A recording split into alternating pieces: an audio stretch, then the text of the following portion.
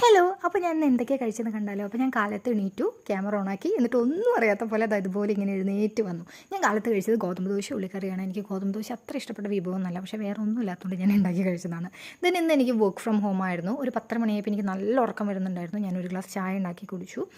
അതിനുശേഷം ഞാനൊരു പുഴുങ്ങിയ മുട്ട കഴിച്ചു, പിന്നെ ഒരു ഓറഞ്ചും കഴിച്ചു. ഇതൊന്നും ഞാൻ അടുപ്പിച്ചല്ലാട്ടോ കഴിക്കുന്നത്. ഞാൻ ലഞ്ച് കഴിക്കുന്നത് ഇന്ന് 2 മണിക്കാണ്. ഇന്ന് ഞാൻ ലഞ്ചിന് ഉണ്ടാക്കിയത് മീൻകറിയും അതുപോലെ തന്നെ ഓലനും അച്ചാറുമായിരുന്നു. മീൻകറി ഉണ്ടെങ്കിൽ എനിക്ക് തൈര് മസ്റ്റാണ്. എല്ലാവരും പറയും അത് രണ്ടും കൂടെ കഴിക്കരുത്, വിരുദ്ധാഹാരമാണെന്ന്. പക്ഷേ ഇത്രയും അട്ടിപ്പൊളി കോമ്പോ വേറെ ഉണ്ടാവില്ല. അതിനെയാണ് വിരുദ്ധം എന്നൊക്കെ പറഞ്ഞ് മാറ്റി നിർത്തുന്നത്. ഒരു 5 മണിയായപ്പോഴേക്കും എൻ്റെ വർക്കെല്ലാം കംപ്ലീറ്റ് ആയി. ഞാൻ ചായ ഉണ്ടാക്കി, അതിന് പോപ്കോൺ ഉണ്ടാക്കി. ചായയും പോപ്കോണും കൂടെ ചേർത്ത് ഞാൻ വീടിൻ്റെ ഉമ്മറത്തിരുന്ന് ഇങ്ങനെ ഗേറ്റിൻ്റെ അവിടേക്ക് വായൊക്കെ നോക്കിയിരുന്ന് ഇങ്ങനെ ആസ്വദിച്ച് കഴിച്ചു. നൈറ്റ് ആയപ്പോൾ ഞാൻ ഇന്ന് ഉണ്ടാക്കിയത് വെജിറ്റബിൾ റൈസും സാലഡുമാണ്.